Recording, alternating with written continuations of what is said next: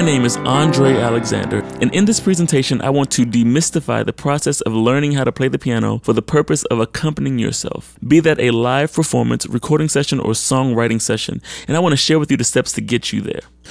I felt the need to do this after a few producer, singer, and songwriter friends of mine came up to me after a gig. They said that they wish they could learn how to play the songs that they write and produce, that I made it look so easy, but looking at all those keys on the piano lets them know that it's really difficult. They said this with the same look and awe that you give a magician after he cuts a lady in half. I replied by saying anything looks difficult until someone shows you the keys to unlock it. As a singer, songwriter, or producer, your job is to be creative musically and give your audience the best musical product that you can give them. Be that in a live performance, writing, or studio session. The one element that must be present in all of these settings to make them successful is at least one musician. That sounds simple enough. Think about it. Think about what it takes to not just find one musician, but what it takes to find one good musician that can play your music the way you hear and feel it. There are many people that play the piano, but if you're a producer or songwriter, are they always available the second that inspiration hits? Most likely not. You have to plan your schedule around their schedule. Or you're a singer and a gig pops up at the last minute, and now you have to call every number in your phone to find an available musician ASAP. Finally, you find someone that's available. Now your mind goes from, let's see who's available, to, oh God, I wonder what this person's skill level is. Will we be a good fit for each other in the session? Or if you're a singer, will I be able to be musically free and comfortable with this person? Best case scenario, the musician can play and you have a great gig. Worst case scenario, the musician shows up and hasn't even learned your music or is just not good. Sometimes not being good doesn't mean the person can't play, it just means they are not a good fit for what you need. Let's say none of these situations have happened to you. Maybe you live in the land of a million great musicians. Awesome. Now, what you probably have experienced is trying to work with musicians who you know are great for you, but they have so many other projects that you feel like it's always an uphill battle to get anything going with them.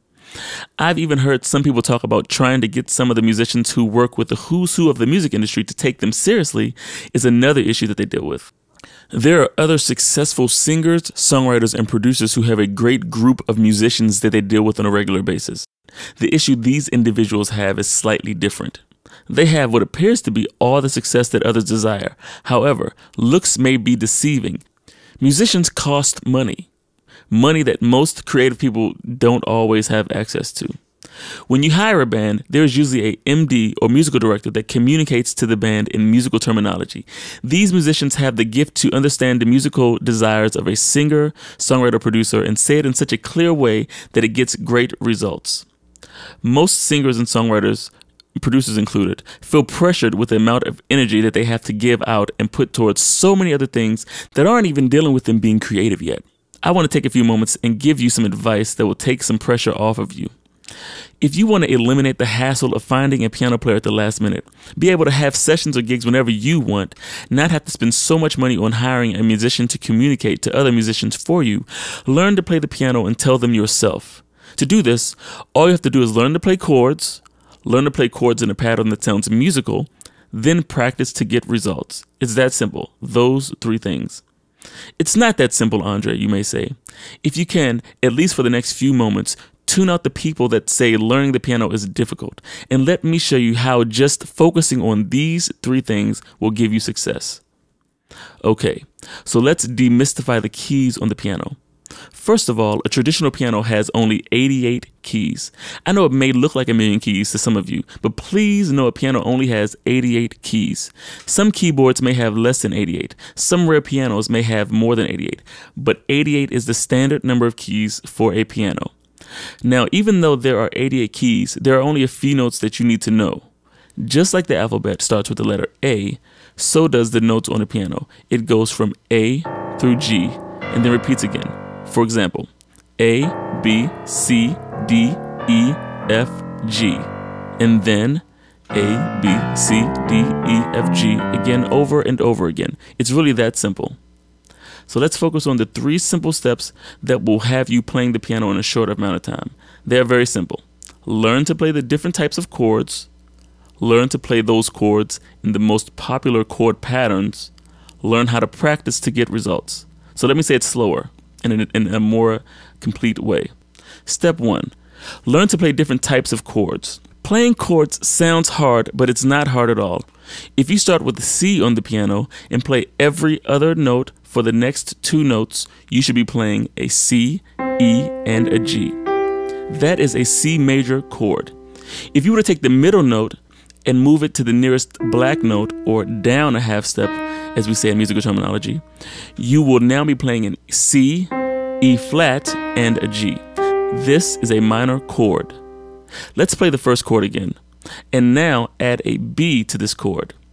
Now you should be playing a C, E, G, and B.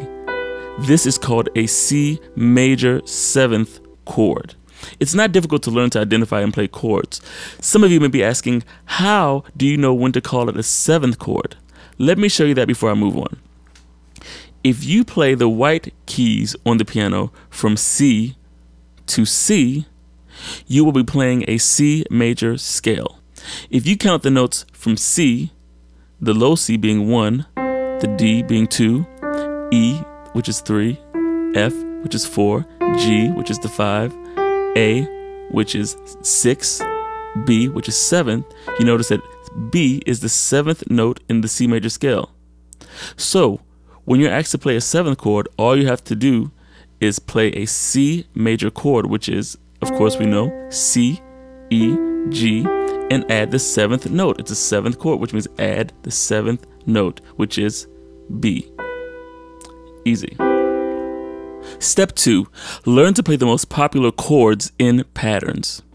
All songs follow a pattern or progression. Learning the most popular ones will give you a foundation to not just be able to write, play, and perform your own songs, but also give you a good foundation to play songs from some of your favorite artists. Saying that, one of the most used patterns in modern popular music is the 1-5-6-4 pattern. This pattern has been used in pop, rock, and R&B hits for years. Everyone from the Beatles to Lady Gaga and Beyonce have used this pattern. For an example of the number of songs that you know that use this pattern, check out this YouTube video. Just listen. Do you recognize this? Yeah, that is Don't Stop Believing by Journey. Great song. Very original. There's a few more that song. fit. Check it out. My life is brilliant, my love is pure. I saw an angel, of that I'm sure. Well, that's just 2 songs that are similar. That's Forever young, 3 songs. I wanna be forever young. I won't hesitate no more, it cannot wait. I'm yours, this is the way you left me. I'm not pretending, no glory, no happy ending, 'cause you were amazing.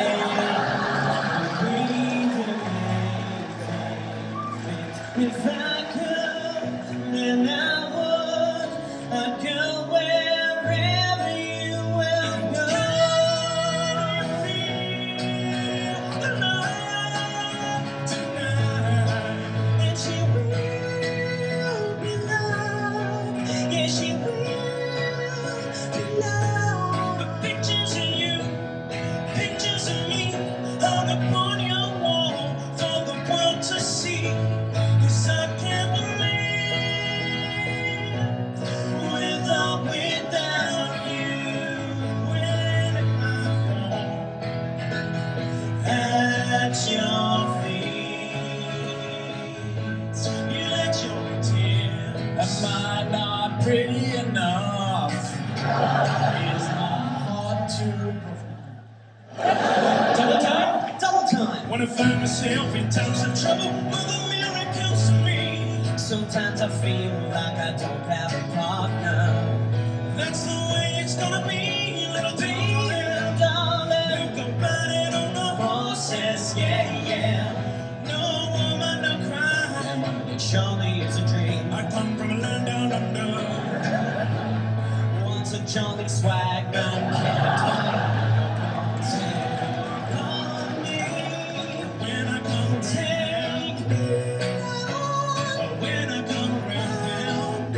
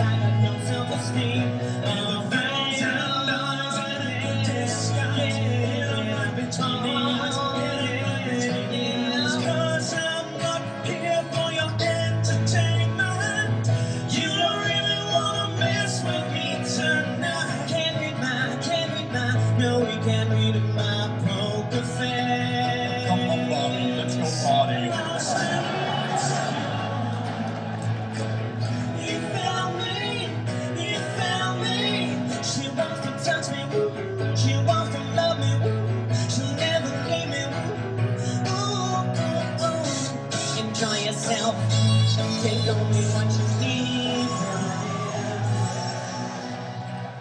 Take your canvas bags. Take your canvas bags. Take your canvas bags to the supermarket. Take your canvas bags. Nothing's right, I'm torn. I'm all out of faith. This is how I feel. I'm cold and I am ashamed. Lying naked on the floor. Illusion never changed into something real. I'm wide awake and I can see I'm more than a bird. I'm more than a plane. I'm the bird plane. I'm the bird plane. I'm not a fucking bird plane. Doesn't that sound familiar? Doesn't that make you shiver? The way that things have gone. And doesn't that seem peculiar? Cause everyone wants a little more. And something I do remember. To never go this far. That's all it takes to be a star. This video showed you about 30 songs, hit songs from over the past 40 years that have used this 4-chord pattern. Not bad stats if you ask me personally. Okay, so you can do the 1-5-6-4 pattern in any key. So I'll play it in the key of C. The reason I'm choosing to show you in the key of C is because this key uses only the white keys on the piano, and that's a good place to begin if you're first starting out. So let's touch on the use of numbers again. Numbers simply tell you what note of the scale to play. For example, a major or minor scale only has 7 notes in it. In the key of C, those notes again are C, D, E, F, G, A, B, all the white notes. And then it repeats again, C, D, E, F, G, A, B. Keeps repeating until it hits C again. Okay, that's easy enough. The note C is the first note in the scale, so we call it 1. The D is the second note, so we call that 2. The E is the third note in the scale, so we call it 3.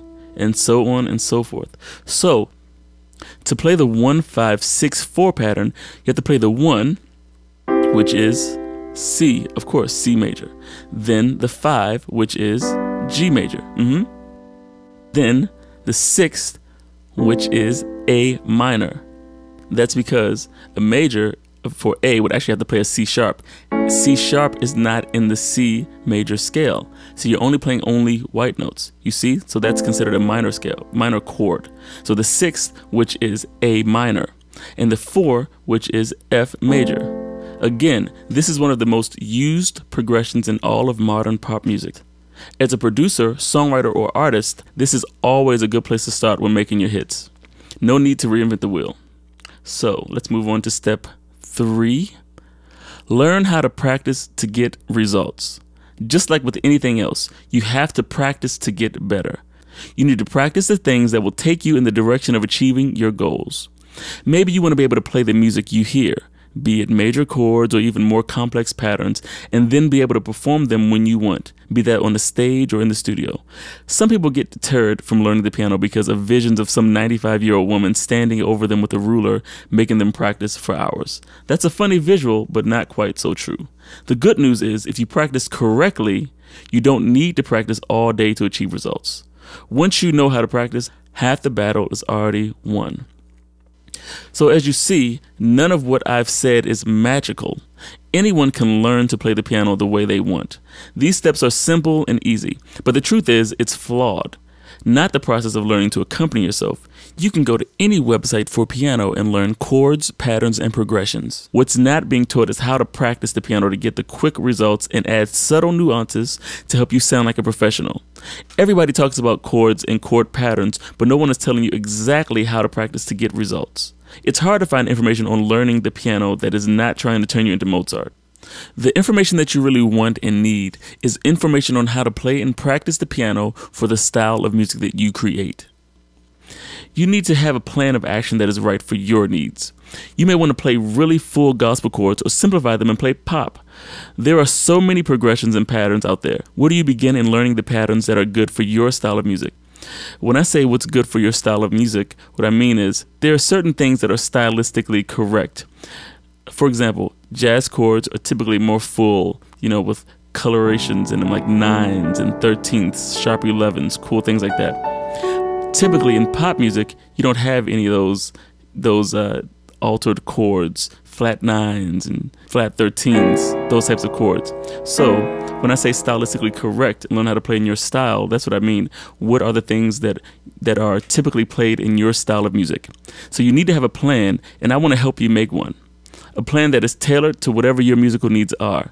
I specialize in creating plans based on the 3-step process that I've been discussing, and I want to do a free coaching session with you to help you create a plan. If you look underneath this video, there is a button linking you to how to request your free planning session with me. During this session, I want to help you determine how being able to play the piano, accompanying yourself, and learning the skills that will allow you to be your own musical director will help you deliver the best musical product you can. This solution may not fit everyone, but if we determine that it helps you, I will make sure you have a proven plan of action so that you can start seeing results quickly. Also on that page is a questionnaire. Please fill it out honestly. This will help me help you. Once you fill this out, myself or a member of my team will contact you, usually via email, to schedule a good time for you to talk with either myself or one of my dedicated and highly professional coaches. My coaches are highly skilled and know what it takes to get you to your next musical level. Before you click on the next page, I want to answer a few questions that I often get. How long will it take for me to learn the piano is one of them. I don't know is the answer. It really depends on you, how much effort and energy you're going to put into practicing. I can show you how to practice, but if you don't practice, you're wasting your and my time. The second question is, how do I know if I'm talented enough to play the piano? Anyone can learn to play the piano, is my answer. Anyone can learn anything if they practice. It's true that learning to play the piano seems easier for some, but if you show me someone who seems to be a natural piano player, I can probably show you someone who loves music. If you love to do something, you naturally spend time doing it. I said all that to say, if you love music and piano in general, you're most definitely talented enough to learn the piano, as long as you're willing to put in some time into practicing correctly. The third question is, do I need to have a piano to learn to play the piano? If you have access to piano, that's great. If you have access to an electronic keyboard, that's great as well. You don't have to have access to it every day, but yes, you need to have access to a piano or electronic keyboard to practice the techniques that we discuss, or talking to me will be a waste of your and my time. Speaking of wasting time, let me tell you who will not benefit from having a planning session with me. If you think that I'm going to tell you the 3 words that will unlock your gift of playing the piano without you doing any work or putting in any energy, please don't fill out the questionnaire. Next, if you want to play classical music, this won't benefit you. Although I can play classical music, learning music on that level takes years of practice. I want to focus on helping those who want to learn popular styles of music such as pop, R&B, soul, gospel, and jazz, showing them the tricks to learn to play for themselves in a short amount of time. Finally, if there is any part of you that says, now isn't the time to take control of my musical career and start having the freedom to do gigs and sessions whenever and wherever I want, don't fill out the questionnaire. That will also be a waste of your and my time. If none of this describes you, please go to the next page and fill out the questionnaire. I'm doing this for you because I know how frustrating it can be to find the right musician or musicians. You are creative enough to learn to play the piano and be ready at any moment to wow any audience, be that in a studio session or the stage. Today is the day where you can choose, right now, whether you will continue to rely on other people for your creative musical success or take full control of your creative musical destiny by learning to play the piano. Click the button, take the questionnaire, and let's start on the road to fulfilling your dream of playing the piano. Thanks for watching this presentation, and I hope to talk to you soon.